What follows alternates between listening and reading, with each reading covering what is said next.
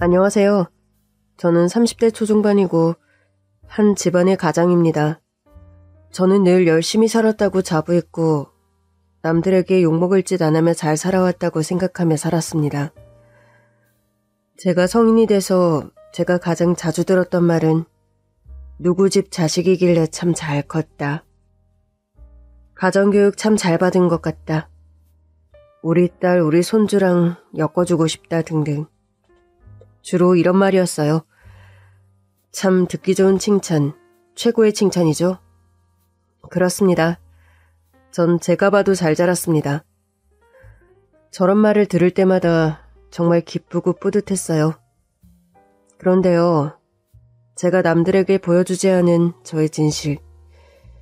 그것 때문에 저는 가슴속에 숨겨둔 또 하나의 심장이 있는 것처럼 늘 저릿저릿했습니다.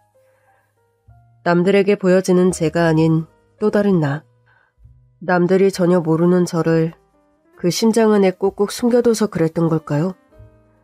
한 번씩은 그 심장이 터지기도 했습니다. 그런데 김씨 총각, 정말 결혼할 생각 없어? 내가 그때 말한 아가씨 말이야. 진짜 가정교육도 똑바로 받았고 집도 꽤 살아. 아마 그 집에서 아파트 한 채는 해줄 수도 있을걸? 에헤이, 사장님. 제가 좀 거늙어 보이지만 아직 나이가 너무 어린걸요? 무슨 결혼이에요. 뜻은 감사하지만 이번에도 사양입니다요. 왜? 내가 오지랖이 좀 넓긴 하지만 너무 아까워서 그래. 소방관이면 여자들이 그렇게 좋아하는 직업은 아니라고들 하던데 그것 때문에 그래? 그래도 공무원 아니여. 그 집에선 괜찮대. 다 좋대. 아이고, 제 얘기를 벌써 하셨어요? 저는 결혼 생각 전혀 없어요. 죄송해요. 그럼 저는 이만 갈게요. 다음에 또 오겠습니다. 좋은 하루 되세요. 그러지 말고 총각. 그 집 부모는 지금은 철원동에서 부동산 하는데 그전에는 교사를 했었대. 얼마나 좋아.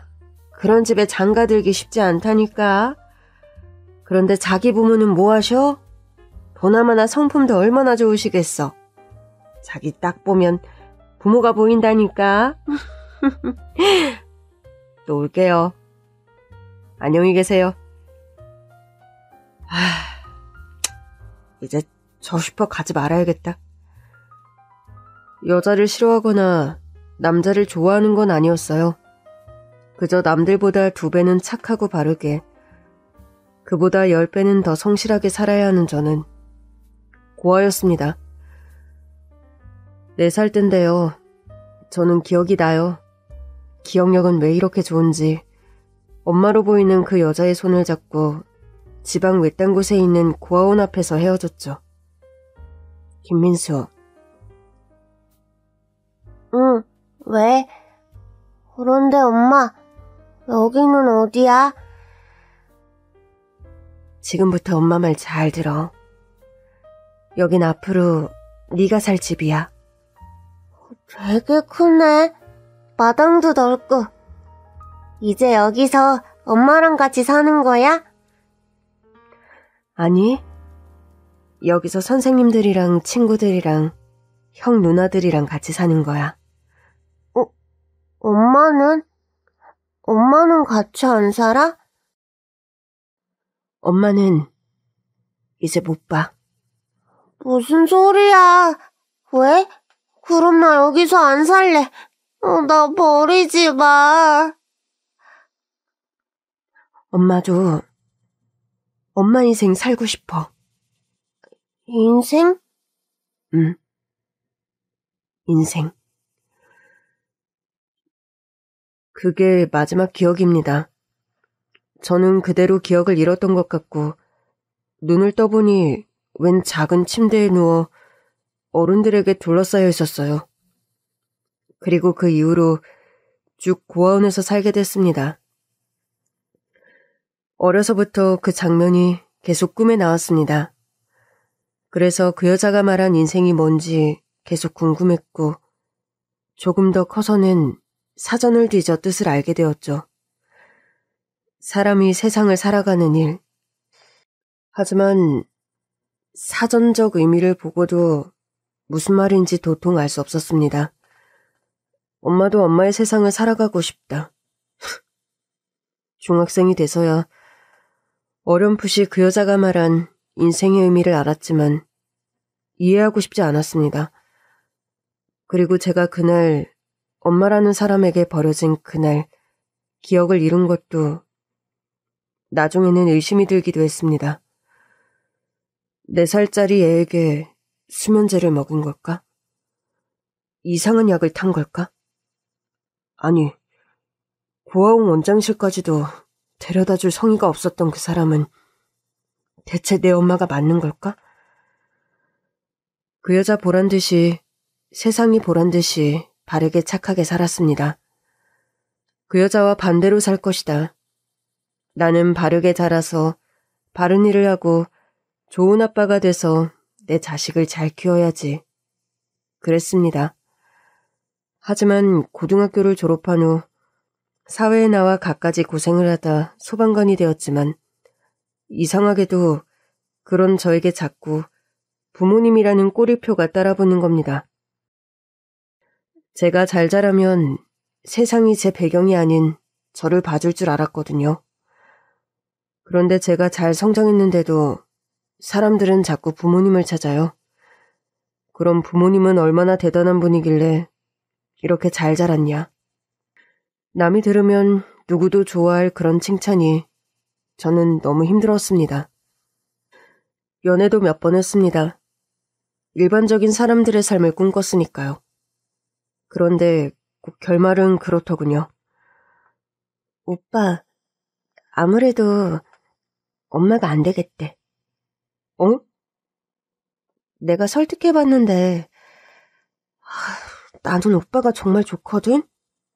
근데 엄마가 요즘 세상에 어떻게 고아원 출신을 사위로 두냐고. 미안해 오빠. 뭐라고 둘러대기도 할 말이 없어서 그냥 솔직하게 말해주는 게 좋을 것 같아서. 사실대로 말하면 그래. 엄마 가슴에 못 박고 결혼할 수가 없을 것 같아. 그래? 알겠어. 이런 일이 자주 반복되다 보니 붙잡지도 않게 되더라고요. 본인들이 좋다고 매달렸다가도 결혼 얘기만 나오면 결말은 같아졌으니까요. 그래서 저는 결혼을 포기하며 살았습니다. 그런데 생각지도 않은 상황에서 한 여자를 만났습니다. 여보세요? 소방서죠. 여기 제 가족이 피가 묻은 발자국만 남기고 사라졌어요. 옥상으로 간 것 같은데 제발 구해주세요. 극단적인 선택을 암시하는 듯한 사고에 저희 소방서에서 급히 출동했고 근처라 바로 달려갔습니다. 그런데 글쎄, 앞으로 이런 일로 부르시면 안 돼요. 정말이에요. 아셨죠? 정말 죄송해요. 너무 당황해서 그만 다 설명드린 줄 알았어요. 제가 잠깐 미쳤었나 봐요. 저한텐 진짜 자식 같은 애라서요. 안타까운 마음은 알지만 저희는 사람의 생명이 위급한 더 위중한 일들이 많아서 하여튼 저도 죄송합니다. 아니에요. 제가 죄송하죠. 가보세요. 네. 앞으로는 고양이가 집 밖에 못 나가게 방묘문 만드시고요. 인터넷에 팔 거예요. 그리고 다친 발바닥 상처는 크지 않으니 치료해 주시고요. 그럼 수고하십시오. 저기요. 그런데 어디 소방서예요? 3호 소방서입니다. 요 건너편에 있는. 네, 알겠습니다. 너무 황당하긴 했지만 살짝 화도 났죠. 소방관으로 일하면서 사실 이런 일이 한두 번이 아니긴 했지만 고양이 가출과 가족의 극단적 선택은 너무 거리가 멀잖아요. 그래도 정말 미안하고 당황해하는 그녀를 잘 추슬러주고 돌아왔는데 다음날 그녀가 소방서로 찾아왔습니다. 저 김민수 소방관님이 혹시 여기 근무하시나요? 김민수 소방서요? 잠시만요. 우리 민수 출동 나갔나? 저기 오네요. 민수야, 너 찾는 손님이 오셨는데? 네? 누가 저를 찾아요? 마침 퇴근 시간이었고 잠시 드릴 말이 있다는 그녀와 함께 소방서를 나섰습니다. 밖에서 얘기를 나누면 된다고 생각했는데 그날 바람이 너무 불어서 주변의 커피숍으로 들어가자고 했죠. 무슨 일이세요? 고양이는 잘 있나요? 제가 소방관님한테 너무 감사해서요. 아니에요. 시간이 훨씬 많다면 길에서 위협받는 고양이 강아지들도 다 구하러 가고 싶죠.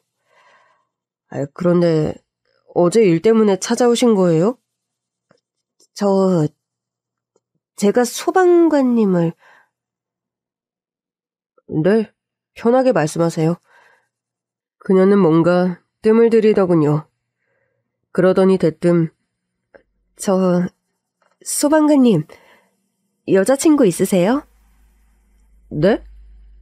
저요? 네. 그건... 왜... 말씀해 주시면 안 돼요? 없는데요? 그 자리 제가 하면 안 될까요? 어딘가 어리숙해 보일 정도로 수줍어하던 모습은 온데간데 없이 까만 눈동자를 반짝이며 당당하게 말하는 그녀 때문에 제가 오히려 뒤를 자빠질 뻔했습니다.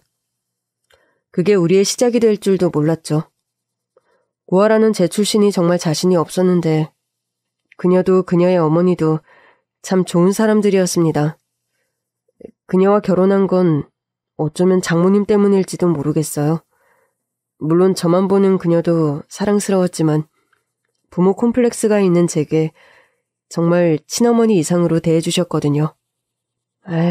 요즘 세상에 성실하고 인물 좋고 사람 좋고 자녀 같은 사람이 어딨나? 난 내 딸이 한참 부족하다고 생각해. 참, 엄마는? 그렇게 말씀해 주셔서 감사하죠, 저는. 조금이라도 제 어깨가 처지는 걸 바라지 않는다는 듯 장모님은 늘 저를 지지해 주셨고 기운을 북돋아 주셨습니다. 제 인생이 이렇게 좀 피는가 했습니다. 정직하게 열심히 살았는데 이제 하나 남은 소원은 내 소중한 아이가 건강하게 잘 자라주고 저는 좋은 아빠의 역할을 하는 것. 그것밖에는 없었는데 말이죠. 여보, 우리 오래 살자. 우리가 오래 살아서 준호 아플 때도 슬플 때도 늘 곁에 있어줘야지. 그래야지. 이제 5살이 된 아들은 국내에선 잘 알려지지 않은 희귀병에 걸렸습니다. 태생이 그랬는지 이후에 발생한 건지도 모르겠고요. 치료 방법도 없는데 애는 시름시름 아프고 아프다가 또 해맑게 헤헤거리고 실험약을 쓰는 것도 여의치 않았습니다. 너무 어려서 그 부작용으로 아이를 잃을까봐 너무 무서웠어요. 그냥 아플 때 2 손을 잡고 바들바들 떠는 것 외에 믿지도 않은 신에게 절을 하고 비는 것 외에 아무것도 할 수가 없었습니다. 여보, 무슨 일 생기면 연락해. 또 일 생기고 늦게 연락하지 말고. 알아서 할게. 뭘 알아서 해. 그러다 잘못되면 어떡해. 나 없을 때 그런 일 생기면 나는 어쩌라고. 무슨 소리를 그렇게 해? 잘못되다니. 말이 씨가 된다고 했어. 됐어. 아이가 아프니 부부 사이도 점점 소원해졌고 아내는 소방관인 저를 배려한다고 웬만한 일에는 연락하지 않았지만 저는 늘 쪼그라든 심장 하나를 쥐어잡고 일하는 기분이 들었습니다. 그때 그 할머니를 만났습니다. 성북동 고급 단독주택 단지였는데 워낙 보안도 잘 돼 있는 동네라 사건 사고가 거의 없었거든요. 그런데 그날 그 동네에서 가장 큰 집에서 불이 난 겁니다. 불은 꽤 컸어요. 거기 누구 없나요? 여기 사람 있어요. 여기 2층 부엌 옆 베란다. 70대로 보이는 여성 한 분이 있습니다. 집이 워낙 넓어 수색이 힘들었고 집주인인 할머니를 찾은 건 2층 부엌 옆에 있는 베란다였습니다. 할머니를 들쳐업고 밖으로 나왔고 할머니는 정신을 잃어가는 듯 보였습니다. 급히 응급차에 태우는데 그때 할머니가 제 이름을 부르더군요. 아니, 소방관 선생. 네, 할머니. 말씀하지 마세요. 산소호흡기 일단 끼셔야 돼요.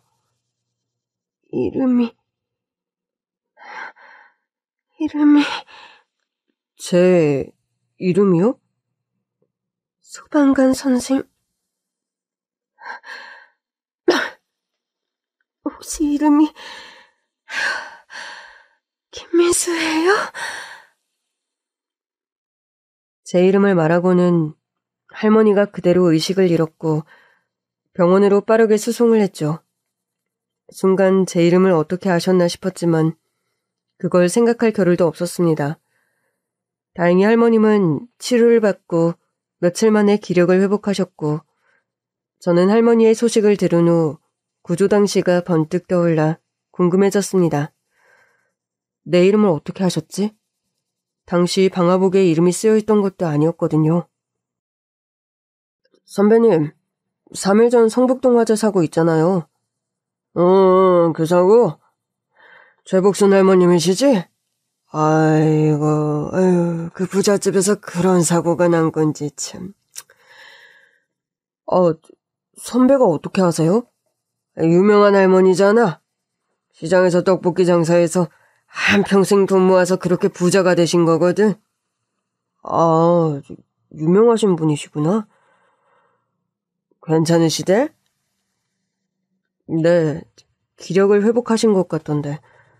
가족관계를 보니까 혼자 계시던데요? 그게 그분 아들이 한 분 계셨는데 몇 해 전인가 죽었대. 그래요? 무슨 일로? 그거야 난 모르지. 뭐가 그렇게 궁금해? 아니에요. 동네에선 자수성가 떡볶이 할머니로 유명했지만 저는 전혀 몰랐어요. 어찌됐든 그런 분이 저를 안다는 게 이상했어요. 아무런 연고가 없는 분인데. 저는 고민 끝에 할머니가 입원해 있던 병원을 찾아갔지만 이미 퇴원하신 후였고 물어물어 임시로 거주하고 있다는 집과 연락처를 받아 찾아갔습니다. 안녕하세요. 다름이 아니라 저는 사무소방서의 김민수 소방사라고 합니다. 최복순 할머님 구조했던 소방사고요. 최복순 할머니가 여기 계시다고 해서 여쭤볼 말씀이 있어 찾아왔습니다. 내가 최복순인데 들어오세요. 할머니는 화재 복구 전 살기 위해 집 근처에 임시로 오피스텔을 얻었다고 했고 친한 동생분이 와서 돌봐주고 있었습니다.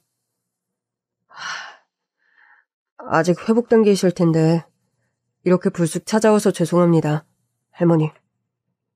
그래도 좀 건강은 회복하셨는지 직접 뵙고 싶기도 해서요. 그럼 안 그래도 좀 더 기력을 찾으면 소방관 선생 만나러 갈 참이었는데 내 다 늙은 몸뚱이지만 그 험한 불길에서 나를 살려줘서 정말 고마워요. 네. 그런데 할머님, 제가 너무 궁금해서 염치불구하고 이렇게 찾아오게 됐습니다.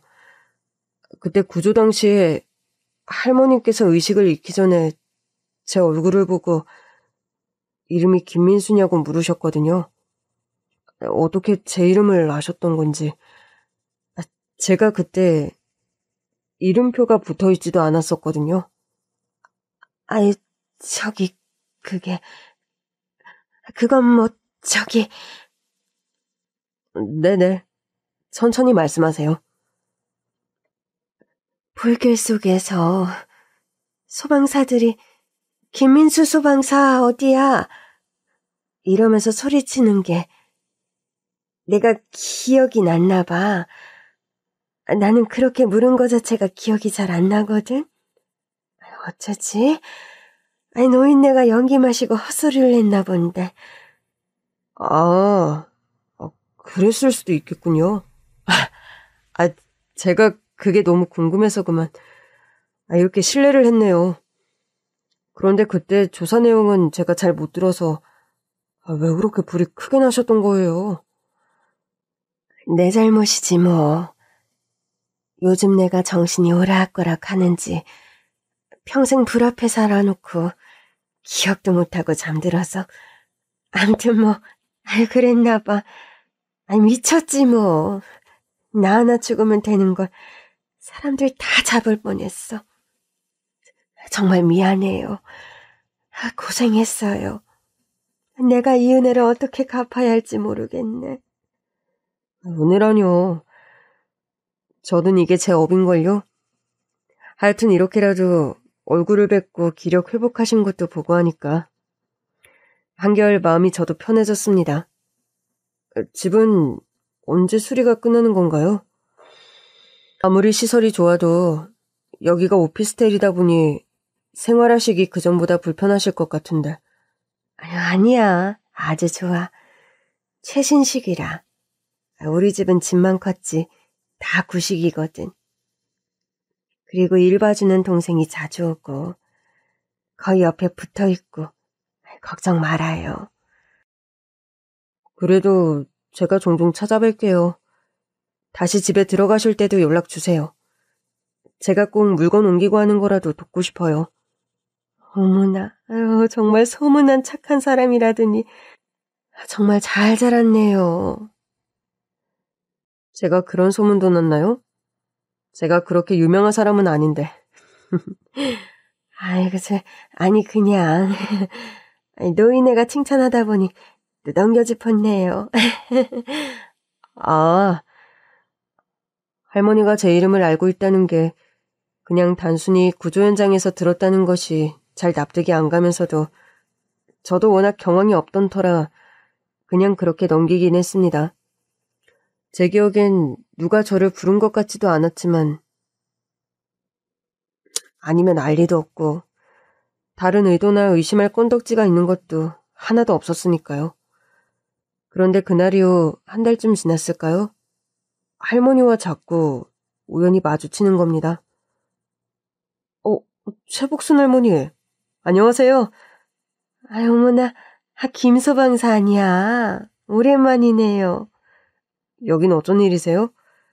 나는 뭐 이 동네 저 동네 다니는 걸 좋아해서 근처에 맛집이 있다길래 한번 찾아왔어요. 맛집이요? 그런데도 찾아다니세요? 뭐 늙은이는 맛을 몰라? 내가 음식 장사를 오래 해서 그런지 다 늙어서 못하게 되니까 먹으러 다니는 게 좋더라고. 힘들게 살았을 때는 내 돈 주고 음식을 사 먹어본 적이 없거든. 지금 다녀오시는 길이신 거예요? 아니, 이제 가려고. 저랑 같이 가실래요? 그래도 돼요? 네. 저는 오늘 쉬는 날인데 은행 갈 일이 있어서 나왔다가 들어가는 길이거든요. 은행은 왜? 그냥 뭐 은행은 자주 다녀야 좋은 거죠 뭐. 그렇구나. 그럼 같이 가요. 좋아요. 그런데 할머님, 저 그냥 편하게 말씀하셔도 되는데 제가 불편해서요. 그래도 되려나? 나도 모르게 섞어서 하고 있기는 했는데. 알겠어. 고마워. 그날 할머니와 찾아간 곳은 시장통에 있는 돼지국밥집이었는데 맛집인지는 모르겠지만 왠지 할머니랑 먹으니까 더 맛있게 느껴지더라고요. 고아로 자라서 가족 사랑을 받아본 적이 없어서 그런지 할머니의 그 포근한 말투, 다정함이 좋더라고요. 그 다음날도 그 다다음날도 자꾸 할머니와 우연히 마주쳤고 자주 식사를 하게 됐습니다. 이봐. 네, 말씀하세요. 소방관이니 많이 바쁘겠지만 종종 만나서 밥도 먹고 차도 마시고 그러면 안 될까? 이미 그러고 있는걸요? 내가 고의로 그런 건 아니야. 줘야 좋죠. 사고 이후 더 많이 적적하시죠? 집을 아예 옮겨야 하나 싶어. 왜요? 그래도 집 다 깔끔히 고치셨잖아요. 좀 트라우마 같은 거 남으셨어요? 아니, 그런 건 아닌데. 오래 살았던 집이니까 아들이 생각나서 그렇지. 아, 아드님은 왜 돌아가신 거예요? 아들이 오래 아팠어. 갑자기 희귀병에 걸려서 나중에는 루게릭병처럼 발끝부터 굳더니 점점 위로 올라오더라고. 한 5년 전부터는 요양병원에 누워있다가 갔어. 희귀병이요? 아유, 어쩌다가. 아주 어릴 때 내가 못 살아서 애를 방치했더니만 골목길에서 장사하는 엄마 기다리다가 차에 치여서 차가 발등을 밟고 지나간 거야. 카메라도 없는 곳이고 뺑소니지. 그 쳐 죽일 놈은 잡지도 못했지만 그 이유가 더 문제였어. 그때 급히 아무 병원 가서 수술을 했는데 그때 뭐가 잘못됐던 건지 크면서부터는 점점 절뚝절뚝 되더라고. 성장통 같은 건지 알았어. 애가 엄청 컸거든. 180이 넘었는데 그래도 애가 등치도 크고 키도 크니까 괜찮을 줄 알았어. 그 상황에서도 지가 의지가 있어서 일도 하고 그랬는데 제대로 된 곳에는 취직도 못했지. 가르칠 돈도 없었고. 그런데 40대 중반부터는 허리 디스크가 잘못됐다나. 몇 번 신경수술을 했는데 또 그때 뭔 사단이 난 게 아닌지 모든 게 의심스럽고. 내가 무식하니 배운 게 있어야지. 그러다 마비가 오기 시작했고 누워만 있다가 나중엔 엄마하고 부르지도 못하고 입만 뻥끗거리다 결국 그 나이 먹도록 장가도 못 가고 아프기만 하다가 안쓰러운 세상 등지고 이 애미 두고 저 먼저 저 세상으로 가버렸어. 그래도 이런 말씀 좀 그렇지만 할머님은 불을 많이 쌓아두셔서 더 좋은 치료를 받을 수 있지 않으셨어요? 희귀병은 장사 없지. 돈이라는 것도 애가 아파서 거의 못 걸을 때 번 거지. 운이 좋았어. 옛날에 사람들 말 듣고 땅 사놓은 게 잘 되고 그때부터 땅만 사고 다녔는데 우리 아들한테 재산이라도 물려줘야 장가도 가고 나 죽어도 앞가림할 것 같아서 미친 사람처럼 모으고 사고 그랬지. 그리고 좋은 집 사서 애한테 신경 좀 쓰려니까 더 안 좋아지더라고. 나중엔 발음도 어눌해지고 그 큰 놈이 바짝 말라서는 산송장이 되어가는데 자식 아픈 거 지켜볼 수밖에 없는 건 진짜 세상이 주는 가장 큰 벌이야. 내 남은 삶이 얼마나 되는지 모르겠지만 독대서 주고 싶었어. 그 아이에게 내 시간을. 그렇죠. 저도 알아요. 자네는 왜? 저희 애도 희귀병이에요. 몇 살인데? 이제 5살 됐어요. 어머니나 어린 게 아플 때가 어디 있다고. 여신도 가오까지. 아팠다가 안 아팠다가 하는데 그 이유를 찾을 수도 없고 아프다고 울기만 하니까 간헐적 통증을 느끼는데 그게 뭐 때문에 왜 발생하는지 알 수가 없어요. 아이가 아프다고 울면 발만 동동거리고 손잡고 우는 것밖에 할 수가 없고. 아니, 울 수도 없어요. 세상에서 가장 큰 사람인 아빠라는 사람이 무너지고 울면 애는 더 무서울 거 아니에요? 아휴, 가슴 아파라. 그래서 이사하시게요? 이 집에서 오래 함께하진 못했지만 그래도 애 흔적이 너무 많아.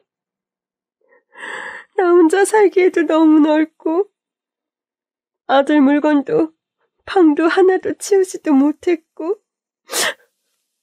그때 불에 많이 타지 않았어요? 사실 경찰엔 말 못했는데 자네만 알고 있어? 네네. 내가 미쳐서 우리의 물건을 집에서 태우려고 한 거야. 그러다 잘못해서 불이 났지 뭐야. 아, 그러셨군요. 그런데 사람 환장을 노르시지. 이렇게 해서 나도 저 세상 가겠구나 했는데, 잘됐다 했는데 신은 그렇게 쉽게 놓아주지 않더구만. 내 새끼 물건은 그대로고 엉뚱한 곳만 다 타버렸어. 뜻대로 된 건 없군요. 역시 인생은 그런가 봐요. 그나저나 자네는 가족관계가 어떻게 되나? 저는 아내가 있고 아들 하나예요. 장모님도 계시죠. 저희 아내가 홀어머니 밑에서 자랐거든요. 아주 좋으신 분이세요. 자네 부모님은? 저는 고아예요. 아유, 미안한 질문을 했구먼. 오지랖 넓은 이 늙은이가. 아니에요. 보통의 사람들은 좀 가까워지면 늘 자연스레 묻는 질문이잖아요. 가장 보통의 질문. 보통이라. 평범한 게 제일 쉬워 보이는데 제일 어려운 법이지. 할머니와의 대화는 늘 좋았습니다. 친할머니가 있다고 해도 이런 친할머니를 만나진 못할 거라는 생각이 들 정도로 힘들었던 지난 저의 삶이 아무런 조건 없이 위로를 받는 기분을 느꼈죠. 그런데 할머니와 가까워지면 가까워질수록 제가 꿈을 꾸는 일이 많아졌습니다. 여보, 어제 왜 그렇게 잠꼬대를 했어? 뭐 이상한 꿈을 꾼 거야? 내가? 전혀 기억이 안 나는데. 평소엔 꿈도 안 꾸던 사람이 중얼중얼대고 이상하던데. 에이, 설마. 진짜라니까. 꿈을 꾼 기억은 없는데. 내가 요즘 너무 피곤했나 보다. 꿈이라고 표현했지만 사실 저는 꿈을 꾼 기억이 없었기 때문에 아내의 말이 그냥 꿈에서 못 쫓기는 거라도 꿨나 보다 하고 넘어갔습니다. 꿈이라는 게 원래 깨어나면 잘 기억도 안 나는 법이고 피곤하면 사람이 그럴 수도 있으니까요. 그런데 다음날도 그 다음날도 자꾸 그 증상이 심해져 갔어요. 여보. 왜? 어제는 대사까지 치던데? 뭐라고? 뭐라더라? 뭐, 아빠? 아빠구나, 아빠. 보고 싶었어. 이제야 왔어요? 이랬어. 무슨 소리야. 내가 아빠가 어디 있어? 당신 지금 나 공격하는 거야? 내가 못하러 당신을 놀려. 못 믿겠으면 오늘 밤엔 내가 녹음기 틀어놓는다. 그래라.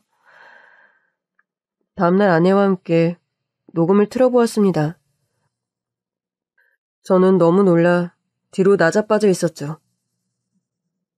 아빠, 엄마가 저를 버리고 갔어요. 아빠가 시킨 건 아니죠? 아빠 왜 이제야 왔어요? 엄마가 저한테 아빠는 원래 없다고 했는데 엄마가 거짓말한 거였어. 아빠, 저 진짜 힘들게 살았어요. 고아원에서 형들이 괴롭힐 때도 선생님들이 내가 착하면 안 괴롭힐 거라고 해서 무조건 착하게 살겠다고 다짐했는데 착하게 산다고 세상이 저한테 보답하지 않더라고요. 이럴 거면 낳지 말지. 저는 아빠랑 달리 제 아들에게 좋은 아빠 되려고 했는데요. 아들도 아파요. 내가 대신 아팠으면 좋겠어요, 아빠. 아빠, 저희 애 좀 살려주세요. 뭐야, 이게? 뭐긴 뭐야. 당신이 어젯밤 중얼대는 소리지. 내가 그랬잖아. 내 말 안 믿더니만.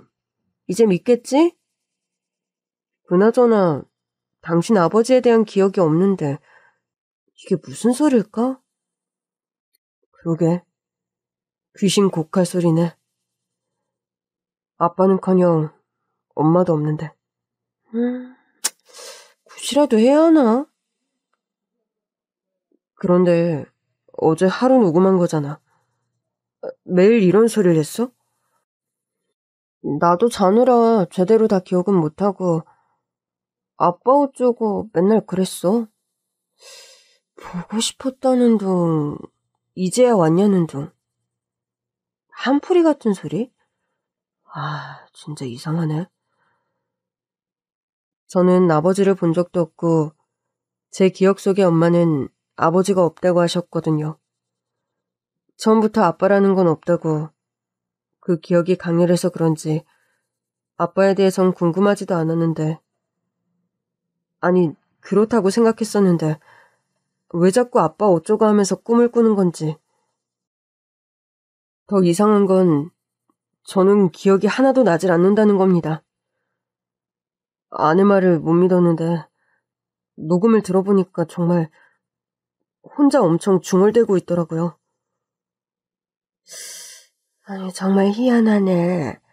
아빠에 대한 기억도 없는데 아빠와 대화를 하고 아버지가 또 눈에 보이지도 않고 꿈에 대한 기억도 없고. 부인 말처럼 굿이라도 하거나 무당을 좀 찾아가 봐야 하는 거 아니야? 저는 그런 거 안 믿어요. 이러다 말겠죠. 벌써 그런 지도 꽤 됐다며. 뭔가 이유가 있으니까 그렇게 아빠가 꿈에 나타나는 거 아닐까? 정말 꿈이라면 기억이라도 나면 좋으련만. 그것도 아니고 그냥 제 속에 쌓인 얘기를 제가 잠꼬대처럼 하는 게 아닌가 싶어요. 아무리 그래도 그 정도 중얼댈 정도면 저도 기억을 해야 하는 게 맞잖아요. 하긴 그런데 나는 뭔가 좀 이상해. 왜요? 사실 네네, 말씀해보세요. 내가 얼마 전에 친하다는 그 동생 있잖아. 그때 집에 화재 났을 때 도와주신 그분이요? 응, 걔가 며칠 전에 우리 집에서 또 자고 갔는데 내가 식은땀을 그렇게 흘리더래. 어디 안 좋으신 거 아니에요? 아니, 멀쩡해. 다음날 병원도 가봤다니까. 주무시면서 혹시 다른 말 같은 건 안 하셨대요? 아직은. 근데 나도 꿈을 꾼 기억은 없단 말이지. 암튼 또 그러면 한번 말해달라고 해놨는데 이상하더라니까 참. 그럼 할머니, 정말 무당을 한번 만나볼까요? 혹시 아는 데 있으세요? 안 그래도 그 동생이 건너 아는 집에 용한 무당이 있어서 우리 애 죽고 가보라고 했는데 무서워서 안 갔어. 뭐 그런 거에서 뭐 하나 싶었고 겨를도 없었고. 그럼 저희 한번 소개받아서 무당한테 가봐요. 알겠어. 내가 알아보고 예약할게. 그렇게 해서 저희는 그 용하다는 무당집에 가게 됐습니다. 그런 곳은 한 번도 가본 적이 없었기 때문에 왠지 무섭기도 했고 찝찝하기도 했지만 이유 없는 종알거림과 이생증세를 두 사람이 같이 느낀다는 것도 갑갑했고 언제까지 이 증상이 갈지도 몰랐으니까요. 신체적으로 아프거나 그런 기억이 있는 것도 아니기에 의학적 도움을 받는 것도 의미가 없다는 생각이 들었고요. 잘 왔네. 네? 저희를 아세요? 내가 너희를 어떻게 알아? 그런데 쟤랑 너희 관계는 알겠다. 무슨 소리예요? 이 친구랑 제 주변에 또 누가 있나요? 보이세요? 쉿! 가만히 있어. 도망치려고 하니까. 내가 지금부터 하는 말은 너희들한테 하는 게 아니니까 숨 죽이고 듣고만 있어. 들어서자마자 힘줄이 팍 들어간 눈으로 저와 할머니를 훑어보던 무당은 다짜고짜 자랐다며 저희 주변에 있는 무언가에게 인사를 했고 공기도 없는 것 같은 그 무거운 분위기에 짓눌려 저와 할머니는 무당이 시키는 대로 잠자코 있었습니다. 아이, 말해봐. 왜 이렇게 쫓아다니는 거야? 응. 그러니까. 그래서? 그래, 그래서 그랬구만. 어쩐지 비슷한 냄새가 나더라니만. 그래서 네가 원하는 건 뭔데? 오늘 맘먹고 다 들어줄 테니까 도망가지 말고 말해봐. 지금 아니면 기회 없어. 미안하다고 말하고 싶다고? 또? 버린 게 아니었다고? 그런데 어떻게 네가 그걸 모를 수가 있어? 그년이 티를 안 냈단 말이야? 몹쓸년이네, 그 참. 무당이 귀신과 대화를 나누는 듯 계속 말을 이어갔습니다. 궁금해 미칠 지경이었죠. 이게 연기를 하는 건지 진짜인 건지 솔직히 믿을 수 없다는 생각도 들었지만 이곳이 아니면 또 다른 해답을 얻지도 못할 것 같았고 제가 알게 돼서 더 안 좋은 일이 생긴다고 해도 그게 어떤 진실이 됐든 미친 듯이 알고 싶었습니다. 무당은 한참을 중얼대듯 그 무언가와 이야기를 나눴고 10분쯤 흘렀을까요? 잠시 숨을 가다듬은 후 입을 열기 시작했습니다. 잘 들어. 네, 이제 말씀해주세요. 네, 듣고 있어요. 놀라지 말고 잘 들어. 너는 아들이 몇 해 전에 죽었지? 네? 어떻게 그걸... 너는 고아였고. 네. 너무 놀랐지만 놀란 내색을 하지 않고 귀를 바짝 기울였습니다. 니네 둘을 밤낮 없이 쫓아다니는 애가 네 아들이야. 네? 우리 애가 저승에도 못 가고 이승을 떠돌고 있다는 말씀이신가요? 왜요? 젊은 나이에 결혼도 못하고 인생 반은 누워서 지내다가 그렇게 허망하게 갔으니 그래서 묻어난 거구나. 내 아들. 됐고. 네 아들이 얘 애미야. 네? 그게 무슨 소리예요? 저희 아들은 미혼으로 누워있다가 갔는데 사귀는 색시도 없었어요. 저는 아버지가 없어요, 아예. 말도 안 되는 소리. 세상에 태어난 모든 생명이 씨가 있는 법인데 니놈도 아들 키우면서 애비가 없다는 게 말이나 되나. 아유, 잘 들어. 안 믿겨도 난 눈에 보이는 거, 들은 것만 말하는 사람이니까. 믿건 안 믿건 그건 네가 알아서 할 문제야. 도대체 이게 무슨... 네 아들 말로는 아주 어릴 때 연상의 여자를 한번 만난 적이 있대. 가성인이 됐을 때 그때 그 여자가 너무 좋아서 지가 쫓아다니다가 어쩌다 한번 잤는데 그 여자가 임신을 했었나 봐. 그럴 리가. 전혀 금시초문인데요. 들어봐, 응? 네, 말씀해보세요. 지는 몰랐다는 거야. 딱 한 번이었고 사고 같은 일이었고 기억이 잘 안 나서. 그리고 더 모를 수밖에 없었던 건 얼마 안 돼서 그 여자가 시집을 갔다는 거야. 그러니까 알 턱이 있나. 애를 낳았다는 소리도 들었지만 자기 애라고 생각이나 했겠어? 20살 된 놈이 뭘 알겠어. 딱 한 번이었고. 그리고 잊혀졌겠지. 근데 죽고 보니까 알게 됐다는 거야. 내 아들이 이승에 살고 있다는 걸. 아이고, 어머니나. 그럼 얘가 진짜 제 손주란 말씀이세요? 세상에, 말도 안 돼. 그럼 저를 고아원에 버리고 간 어머니는 어떻게 된 거죠? 친정아버지를 속이고 애를 가진 채로 시집을 가서 몇 년 키우다가 다시 저를 버린 건가요? 얼씨구 똑똑하네.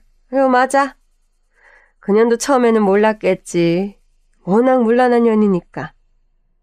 너를 낳아준 애미를 욕해서 미안하다만 지 자식을 약 먹여서 채워서 고아원 앞에 버린 건 난 인간도 아니라고 생각한다. 여튼 네 애미 사정은 모르겠으나 결혼 후 얼마 안 돼서 들켰나 본데. 그래서 너를 딴 데서 키우다가 또 시집 가고 싶어서 버렸네. 그래서 저한테 아빠라는 기억은 아예 없었던 거군요. 그런데 아버지가 어떻게 이 모든 사실을 알게 되신 거죠? 원래 이승에 있다가 저승에 가면 자신이 몰랐던 사실들, 이승에서 엮인 관계들까지 다 보이는 법이야. 그 여자 일은 그렇다 치고 지 핏줄인데 안 땡겨? 그럼 우리 인연도 다 제 아들이 만들어준 건가요? 그래. 그래서 네 아들이 지 자식인 애를 찾게 됐고 너희 두 사람을 엮어주려고 집에 불도 낸 거야. 세상에나. 너 아마 기억 잘 안 날걸? 네가 불을 낸 건지 뭔 실수를 한 건지 정신이 별로 없었지? 네, 사실 우리 아들 물건을 태우고 있긴 했었는데 사고가 날 만큼 많지도 않았고 당시 기억이 좀 흐릿했거든요. 봐봐라, 내 말이 맞지. 그리고 너 그렇게 크게 화재가 났어도 별로 다치지도 않았잖아. 네, 맞아요. 이번에 며칠 했지만 다친 곳이 너무 없었어요. 그리고 너. 네. 이 할망구가 네 친할머니 맞아. 네 애비가 이승에서 못한 인연을 그렇게라도 엮어주게 하려고 애쓴 거야. 네가 소방관이 된 것도 어쩌면 다 하늘의 뜻이지. 그리고 너한테 많이 미안하대. 몰랐지만 그래도 넌 실수로 태어난 아이가 아니라고 말해주고 싶대. 빨리 알았다면 좋았을 텐데. 그렇게 외롭게 두지 않았을 텐데 너무 미안하다고. 아버지, 버린 거 아니라고. 알았다면 그렇게 내버려 두지 않았을 거라고. 그리고 엄마도 용서하라고. 쉽진 않겠지만 네가 하늘 품고 세상을 살아가지 않기를 바란다고 하네. 아버지가 지금도 옆에 이 자리에 계세요? 아직 안 갔어. 왜? 뭐 물어봐줘? 원망하지 않는다고 말씀드려주세요. 그리고 또 없어? 그런데 내가 말할 것도 없어. 네가 그냥 여기서 말해. 얘도 듣고 있어. 아, 그럼 말씀드릴게요. 처음 인사드려요. 아버지라는 단어 자체를 저는 한 번도 불러본 적이 없지만 저도 이제 한 아이의 아버지가 됐어요. 저의 존재를 지우고 싶을 만큼 힘든 적이 많았어요. 그래도 이렇게라도 아버지의 존재를 알게 되고 아버지를 만날 수 있게 돼서 기뻐요. 원망하지 않아요. 오히려 이렇게라도 저를 걱정하시고 찾아주셔서 또 가족을 찾게 해주셔서 너무 감사드려요. 오래 아프시다가 돌아가셨다고 들었어요. 저야말로 제가 알았다면 옆에서 더 돌봐드리고 감동해드리고 했을 텐데 그렇게 힘들게 돌아가시게 해서 죄송해요. 끝났어? 한마디 더 할게요. 제 꿈에 나타나신 것 같은데 제 기억엔 없어요. 이제 제 기억에도 떳떳하게 모습 드러내시고 우리 자주 봐요. 꼭 다시 꿈에 나와주세요, 아빠. 울고 있네. 응? 고개 끄덕인다. 그리고 너는 네 아들이 이제 정말 이승 떠날 채비하고 있는데 뭐 할 말 없어? 저도 할 말 많아요. 우리 아들 들리니? 말해, 그냥 듣고 있대. 보고 싶어, 아들. 미안해, 엄마가. 우리 아들 어릴 때 그렇게 하루 종일 돈 벌러 안 다녔으면 그런 사고도 애초에 나지 않았을 것이고 제때 제대로 된 치료를 받았더라면 네가 그렇게 아프다 죽지 않았을 텐데. 미안해. 엄마가 보고 싶다. 그렇게 사지 굳어가고 나중엔 입술마저 굳어서 엄마라고 부르지도 못하는 네 얼굴이 매일 사무친다. 살아도 산 게 아니고 살아도 죽은 것 같이 산다. 이상하게 이 아이를 만난 이후로 가슴에 맺힌 것들이 좀 풀어지고 네 생각도 덜 나고 이상하더라. 자꾸 밖으로 나가고 싶고 뭐도 먹고 싶고 우연히 인연인지 응? 왜 자꾸 이 아이를 만나게 되나? 생명의 은인이라 갚으라고 하늘이 그러는 건가? 혼자 별의별 생각을 다 하면서도 이 아이가 네 아들이라는 건 생각도 못했어. 엄마는 네가 혼자서 말라가는 이 엄마를 어떻게든 살아가게 하려고 부단히 애를 썼구나. 이승도 못 떠나고 떠돌면서 네 핏줄 땡기고 다 늙은 엄마도 못 썰추고. 아들, 이제 아프지 말고 엄마가 꼭 갈 거야. 응? 혼자 외롭지 않게. 그런 말 하지 말래. 이승에서 누릴 거 다 누리고 평생 모은 거 다 쓰고 죽으래. 하고 싶은 거 이제라도 다 하고 먹고 즐기라네. 고맙다. 역시 우리 아들은 효자야. 응? 아들, 엄마가 잘 살다 갈게. 너무 외로워하지 마. 잘 지내고 있어. 알았지? 이제 아프지 말고. 알았지? 알았대. 이제 안 아프대. 지금 지자리에서 막 뛴다. 애처럼. 나이 50 넘은 놈이. 그래요? 이승에선 다리가 아파서 초등학교 때도 줄넘기도 못했는데 이제 괜찮은가 보네요. 건강해 보여. 귀신한테 혈색이 좋다는 말은 안 어울리지만 등치도 크고 둘이 비슷하게 닮긴 닮았네. 이제 간다고 인사한다. 너희도 인사해줘. 잘 가요, 아버지. 그곳에선 건강하시고요. 나중에 꼭 만나요. 꿈에도 나와주세요.